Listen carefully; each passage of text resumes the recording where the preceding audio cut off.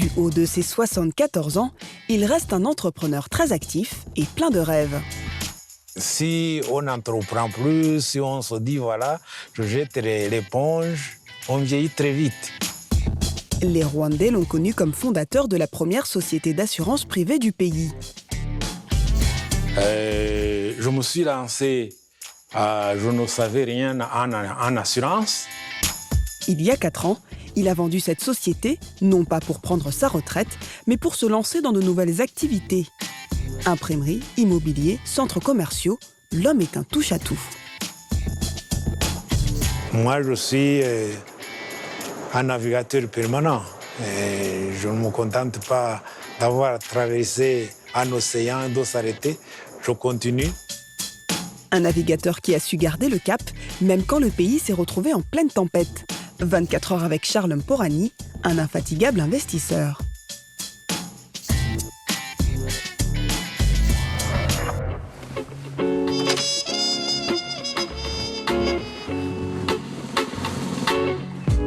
Chaque matin, c'est dans ce bureau situé dans sa maison familiale que Charles Mporani a pris l'habitude de venir s'enfermer pour commencer ses journées. Mais il ne commence pas à n'importe quelle heure. Son chiffre fétiche, c'est 6, comme 6 heures du matin. Une règle de vie qu'il s'est imposée depuis son plus jeune âge.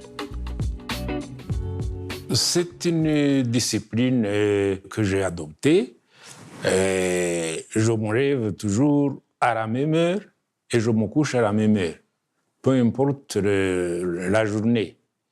Et sauf un peu le week-end, où je peux faire la grasse matinée peut-être jusqu'à 7 heures le matin. Mais tous les jours, je me couche à 10 heures et je me lève à 6 heures. Programmer et millimétrer ses journées, pour Charles, c'est cette règle de vie qui lui a permis d'être un homme d'affaires à succès. Il a créé dans les années 80 la Soras, la première compagnie d'assurance privée du Rwanda. Je peux vous montrer comment Soras est né. Ça, c'est le premier conseil d'administration de la Soras. Donc, c'est moi-même, c'est le représentant de la société partenaire qui est Union des assurances de Paris, qui avait 48% dans la Soras. Et ça, c'est le président du conseil de l'époque. Pour moi, c'était une réussite et à laquelle je ne m'attendais pas. Je me suis lancé, je ne savais rien en assurance. Pendant plus de 20 ans, il va faire fructifier son assurance avant de vendre ses parts en 2016. Ça, c'est le dernier conseil, le tout dernier quand j'ai quitté en 2015. Et il y avait mon fils, il y avait moi-même, il y avait le droit représentant du groupe. Ce sera le dernier conseil d'administration de Charles dans la Soras, mais pas le dernier de sa vie. Car l'homme d'affaires n'a pas vendu pour prendre sa retraite, mais pour investir dans de nouveaux domaines.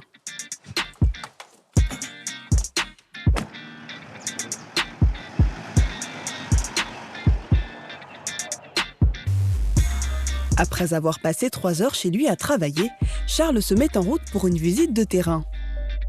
Si on n'entreprend plus, si on se dit voilà, je jette l'éponge, on vieillit très vite. Parce que le cerveau, c'est comme tous les autres muscles. Si ça ne travaille pas, ça s'atrophie. Et donc, il faut faire travailler le cerveau, c'est mon principe. Dans ce bâtiment, l'homme a investi dans la plus grande imprimerie du Rwanda. Et c'est son fils Gilles qui est aux manettes.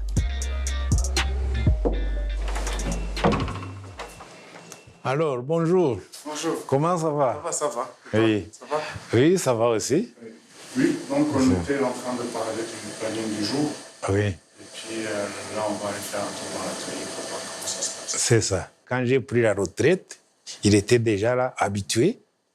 Et alors, ce que je fais, c'est lui donner un coup de main de temps en temps. Nous sommes en train de réorganiser toutes nos activités. Et alors, c'est lui qui s'en occupe. Mais il sait aussi que je donne des avis utiles. Donc, il me consulte de temps en temps. Cette société, il l'a fondée il y a 10 ans. Aujourd'hui, elle réalise un chiffre d'affaires de 10 milliards de francs CFA. Des résultats largement au-dessus des attentes du patron.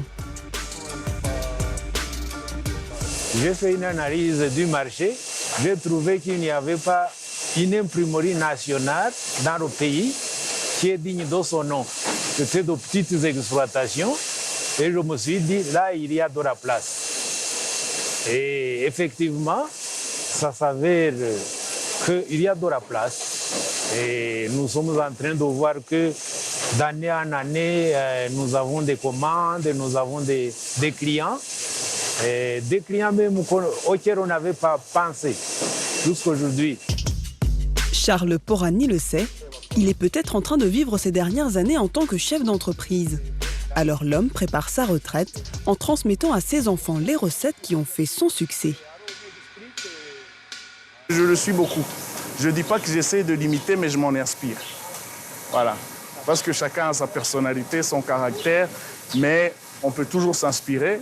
Parce que bon, là où il est maintenant, on aimerait tous y être, y arriver. Et il n'y a pas que cette imprimerie que Charles Porani va pouvoir léguer à sa descendance. Dans les affaires, l'homme n'a jamais voulu mettre tous ses œufs dans le même panier. Il est aussi à l'origine du tout premier mall du pays.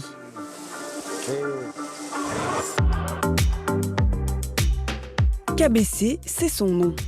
15 000 mètres carrés de boutiques et de bureaux, plus de 200 places de parking. Le centre commercial a été construit en 2003. Aujourd'hui, il fait peau neuve pour se mettre au même standing que les nouveaux bâtiments de Kigali.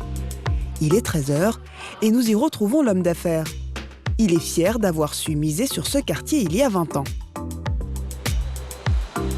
L'emplacement est stratégique. Vous voyez ce rond-point-là. En face, vous avez Convention Center, ça c'est Kigali Hay.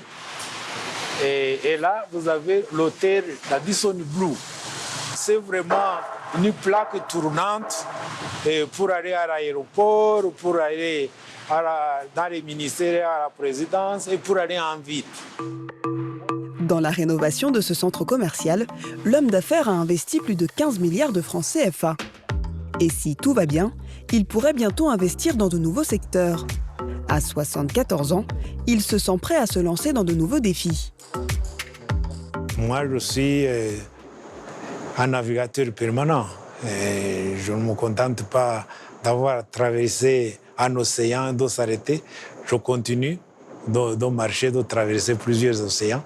Et plus vous réfléchissez, vous faites référence à ce que vous avez réalisé, plus les idées viennent. En attendant de pouvoir mettre en œuvre ces nouvelles idées, ce centre commercial, c'est le chouchou de l'homme d'affaires. Et c'est encore un de ses fils, David, qui l'a placé aux manettes.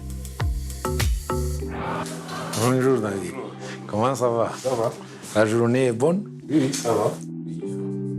Pour Charles Porani, le business se fait en famille. Il assume pleinement son choix de s'entourer de ses enfants pour gérer ses affaires. En travaillant en famille, l'avantage que ça, c'est la confiance. Ils sont compétents, mais disons, c'est la confiance qui prime. Si un de mes fils a quelques lacunes dans tel domaine, il ne sera pas exclu dans la gestion.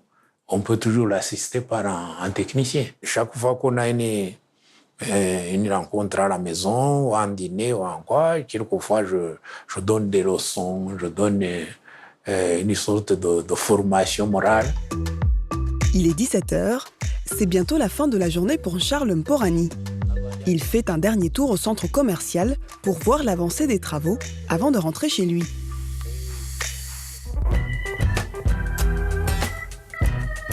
De retour chez lui après le travail, c'est dans son bureau que Charles Porani aime se retrouver tout seul.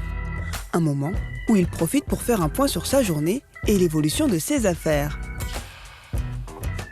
Des fois, vous rentrez chez vous tout gai, tout feu, tout flamme. D'autres jours, vous rentrez triste et avec beaucoup de problèmes. Considéré comme l'un des businessmen les plus influents du Rwanda, Charles Porani pense aujourd'hui à la génération future. En mettant ses enfants à la tête de ses entreprises, il veut aujourd'hui transmettre sereinement son empire, tout comme il l'a bâti sereinement.